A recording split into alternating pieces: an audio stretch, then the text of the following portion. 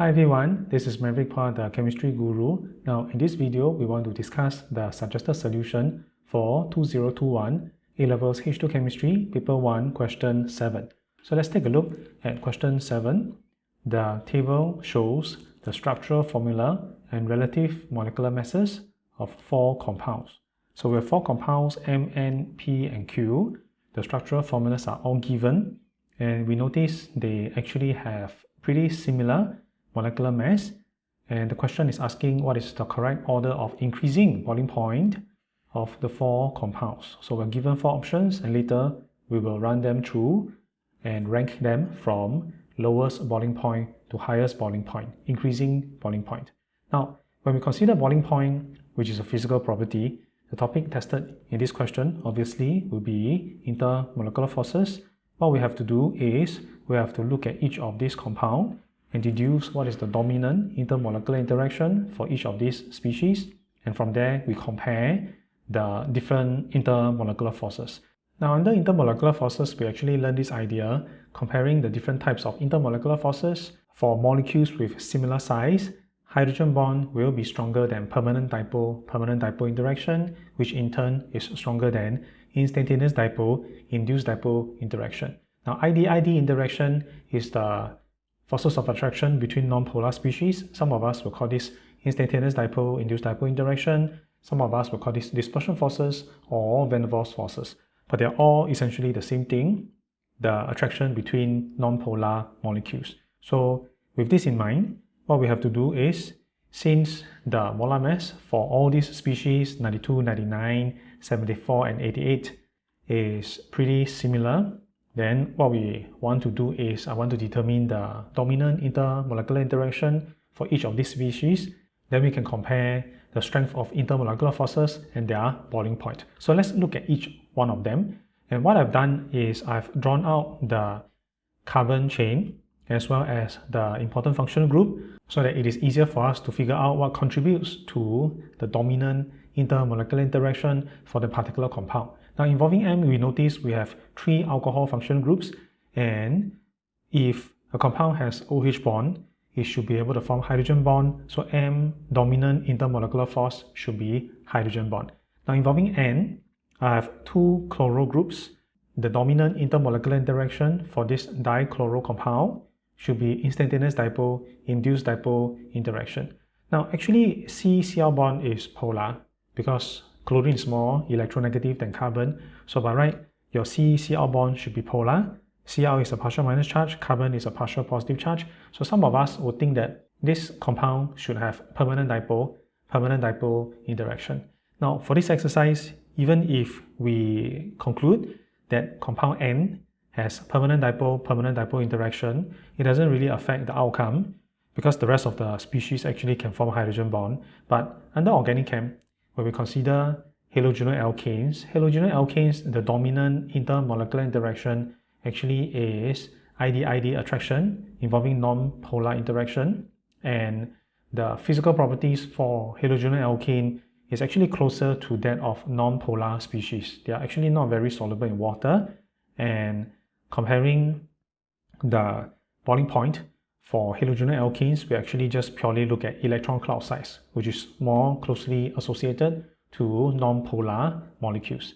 So the intermolecular interaction for N should be ID-ID, but again, if we are using permanent dipole, it doesn't really affect the outcome. So let's move on to P. Now P has an OH bond, alcohol functional group, so it should be able to form hydrogen bond. Q has an acid group, there's an OH bond, so therefore it should also be able to form hydrogen bond. So this means that if I consider M, N, P, and Q, actually all these species can form hydrogen bond except for N, which is either instantaneous dipole, induced dipole interaction, or permanent dipole interaction. Now either of these interaction will be weaker than hydrogen bond, so we would expect N to have the lowest boiling point. So what we can do is we can go back to the options A, B, C, D, and since we are comparing increasing boiling point, so N should have the lowest boiling point, and therefore we can actually eliminate option A and eliminate option D. So N has the lowest boiling point. Between B and C, there are 2 different trends, N followed by P, followed by Q, followed by M. or N followed by Q, followed by P, followed by M. So you notice in both instances, N has the lowest boiling point and M has the highest boiling point. Later we will try to explain why would M has the highest boiling point, but you notice now we have to focus on the boiling point between P and Q, and we want to decide which has a higher boiling point. Is it compound P or compound Q? Then we can answer this question. So let's take a look at the intermolecular interaction that both P and Q can form. Now we know that both P and Q can form hydrogen bond, and factors affecting hydrogen bond, this idea comes in the extensiveness of the hydrogen bond, which is the average number of hydrogen bond each molecule can form. So in general, if you can form more hydrogen bond with more neighbors, then per molecule we will need to pump in more energy to bring more hydrogen bond per molecule. So this will mean that I need more energy to overcome the hydrogen bond, and the boiling point or the melting point for the species will be higher. So in general, the more extensive the hydrogen bond, the higher the boiling point. So what we can do is we can consider the maximum number of hydrogen bond each species can form, and I've already drawn out the number of hydrogen bonds each of these species that can be formed. So involving P, you notice I have an OH bond. Oxygen is more electronegative than hydrogen. O is a partial minus charge, hydrogen is a partial plus charge. And you notice oxygen actually has two lone pair. So each of these lone pair of my oxygen can actually form a hydrogen bond with a hydrogen of a neighboring molecule. And I have two lone pairs, so each of these will be a hydrogen bond with a neighboring molecule. And this hydrogen, which is partial positive charge, will be able to form a hydrogen bond with a lone pair of an oxygen of a neighboring molecule. So the total number of hydrogen bond your P can form will be 1 hydrogen, 2 hydrogen bond, 3 hydrogen bonds. So P can form a maximum of 3 hydrogen bonds per molecule. Now if I consider Q, Q is an acid group, it has an OH group, and it also has this C double bond O group. So actually if I look at my OH bond for acid Q, this OH group should be able to form the same number of hydrogen bond as your OH group in P, correct? Because this oxygen has two lone pair, so each of these lone pair can form a hydrogen bond with a hydrogen of a neighbor. Then this hydrogen, which is partial positive charge, can form a hydrogen bond with a lone pair of a neighboring oxygen in another neighboring molecule. So this guy minimum will already have 3 hydrogen bonds. Now on top of that, do take note, this C double bond O, the oxygen, it is a partial minus charge because it is more electronegative than carbon. So this oxygen actually can also form hydrogen bond with neighboring species. So this oxygen has two lone pair. Each of these lone pair can form hydrogen bond with hydrogen from a neighboring species. So I'll have 2 additional hydrogen bonds that can be formed. The maximum number of hydrogen bond your Q can form is actually 5 hydrogen bond per molecule. So if you compare P versus Q, P has less hydrogen bond per molecule, you have less extensive hydrogen bond, so therefore the boiling point will be lower, whereas Q will have more extensive hydrogen bond because it can form 5 hydrogen bond per molecule, and therefore I'll need more energy to break more hydrogen bonds per molecule. The boiling point for Q should be higher. So involving the boiling point trend for P versus Q, P should have a lower boiling point and Q should have a higher boiling point. And essentially we are able to solve for this question.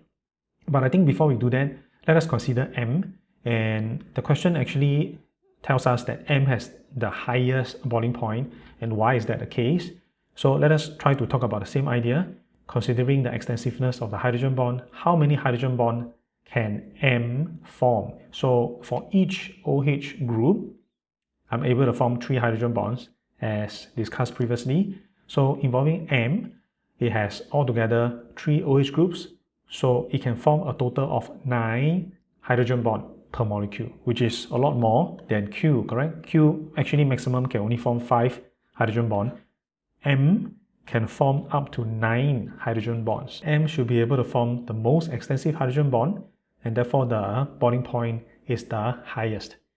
Now, we are finally ready to look back at the question. Remember what we have done previously is we have already concluded P versus Q.